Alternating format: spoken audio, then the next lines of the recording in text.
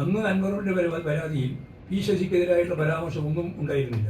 അൻവറിന്റെ നിലപാടിനെതിരെ പാർട്ടിയെ സ്നേഹിക്കുന്ന ജനങ്ങളും സഖാക്കളും രംഗത്തിറങ്ങാൻ CPM സംസ്ഥാന സെക്രട്ടറി MV ഗോവിന്ദന്റെ ആഹ്വാനം. അൻവർ വലതുപക്ഷത്തിന്റെയും അവരെ അനുകൂലിക്കുന്ന വാർത്താ മാധ്യമങ്ങളുടെയും കൈക്കോടാലിയായി പ്രവർത്തിച്ച് CPMനെയും LDFനെയും അപകടത്തിലാക്കാനാണ് നോക്കുന്നത്. ഡൽഹിയിൽ പാർട്ടി പോളിറ്റ് ബ്യൂറോ യോഗത്തിൽ പങ്കെടുക്കാനെത്തിയ MV ഗോവിന്ദൻ മാസ്റ്റർ ഡൽഹിയിലുള്ള മുഖ്യമന്ത്രി പിണറായി വിജയനുമായി കേരള ഹൗസിൽ വെച്ച് 2 തവണ കൂടിക്കാഴ്ച നടത്തിയ ശേഷം വാർത്താ സമ്മേളനത്തിൽ ഇക്കാര്യം അറിയിച്ചത്. അൻവറിന് കമ്മ്യൂണിസ്റ്റ് പാർട്ടി സംവിധാനങ്ങളെക്കുറിച്ച് ധാരണയില്ല. കാരണം അദ്ദേഹത്തിന്റേത് കോൺഗ്രസ് പാരമ്പര്യമാണ്. അൻവറുമായുള്ള എല്ലാ ബന്ധവും CPM ഉപേക്ഷിക്കുകയാണ് ഗോവിന്ദൻ മാസ്റ്റർ പ്രഖ്യാപിച്ചു. അൻവറിനെ പുറന്തള്ളണമെന്ന അഭിപ്രായം പാർട്ടിക്ക് അന്നുമില്ല ഇന്നുമില്ല. എന്നാൽ താൻ LDFൽ ഇല്ലെന്നും പിണറായി വിജയൻ കേരളത്തിലെ അവസാനത്തെ കമ്മ്യൂണിസ്റ്റ് മുഖ്യമന്ത്രിയാകുമെന്നും ഒരു ഇടതുപക്ഷ MLAക്ക് പറയാൻ കഴിയില്ല. ഇടത് MLA ആയിരുന്നുകൊണ്ട് സർക്കാരിനെതിരെ ആരോപണങ്ങൾ ഉന്നയിക്കാനും കഴിയില്ല. എന്നാൽ കോൺഗ്രസിനൊപ്പം നിലയുറപ്പിച്ചപ്പോൾ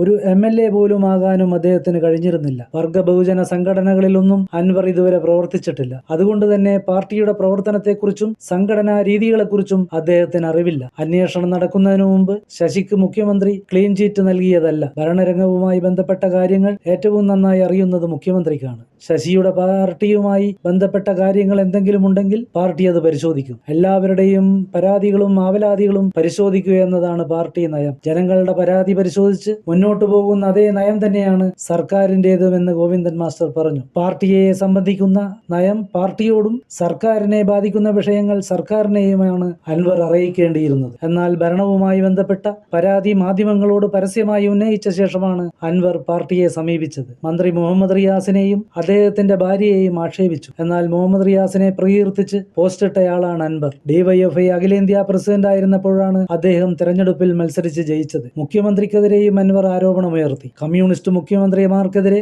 ആരോപണമുയർന്നു വന്നില്ലെങ്കിലേ അത്ഭുതമുള്ളൂ. EMS മുതൽ VS വരെയുള്ള മുഖ്യമന്ത്രിമാർക്കെതിരെ ആക്ഷേപം ഉയർന്നിരുന്നു. എന്നെ ചങ്ങലക്കിട്ടിരിക്കുന്നതായാണ് എനിക്കെതിരായ ആരോപണം. ഇങ്ങനെയുള്ള ആക്ഷേപം വന്നപ്പോഴാണ് ഞാൻ ശരിയായ ദിശയിലാണ് പ്രവർത്തിക്കുന്നതെന്ന് ഉറപ്പിച്ചത് ഗോവിന്ദൻ മാസ്റ്റർ ചൂണ്ടിക്കാട്ടി. കമ്മ്യൂണിസ്റ്റ് പാർട്ടിയെ ഇല്ലാതാക്കാൻ അൻവറല്ല ആര് വിചാരിച്ചാലും നടക്കില്ല. ഫോൺ ചോർത്തൽ ഉൾപ്പെടെയുള്ള ഗൗരവമായ വിഷയങ്ങളിൽ നല്ല രീതിയിൽ അന്വേഷണം നടക്കും. ADGP അജിത് കുമാറിനെതിരായ ആരോപണങ്ങളും അന്വേഷണത്തിലാണ്. ഇത് പൂർത്തിയായാൽ ആവശ്യമായ നടപടി സ്വീകരിക്കും ഗോവിന്ദൻ മാസ്റ്റർ വ്യക്തമാക്കി. പിണറായി വിജയന് മുഖ്യമന്ത്രി എന്ന നിലയിൽ 3-ാം ഊഴം ഉണ്ടാകുമോ എന്നും അത് തടയുന്നതിനുള്ള ശ്രമമാണോ നടക്കുന്നതെന്നുമുള്ള ചോദ്യത്തിന് തീർത്തും സൈദ്ധാന്തികമായ രീതിയിലായിരുന്നു MV ഗോവിന്ദൻ മാസ്റ്ററുടെ പ്രതികരണം. പിണറായി വിജയന്റെ 3-ാം ഊഴമാണോ എന്ന് ഞാനിപ്പോൾ പറയുന്നില്ലെന്ന് അദ്ദേഹം പറഞ്ഞു. അടുത്ത തെരഞ്ഞെടുപ്പിനെ പിണറായി വിജയന്റെ നേതൃത്വത്തിലായിരിക്കുമോ നേരിടുക എന്ന ചോദ്യത്തിന് മൂർത്തമായ സാഹചര്യത്തിൽ മൂർത്തമായ ചോദ്യം ചോദിക്കുകയും മൂർത്തമായ ഉത്തരം നൽകുകയും ചെയ്യണം. അമൂർത്തമായ ചോദ്യത്തിന് അമൂർത്തമായ ഉത്തരം പറഞ്ഞാൽ അത് അമൂർത്തമായി തെറ്റായിരിക്കും. ഇതായിരുന്നു ഗോവിന്ദൻ മാസ്റ്റർ നൽകിയ മറുപടി.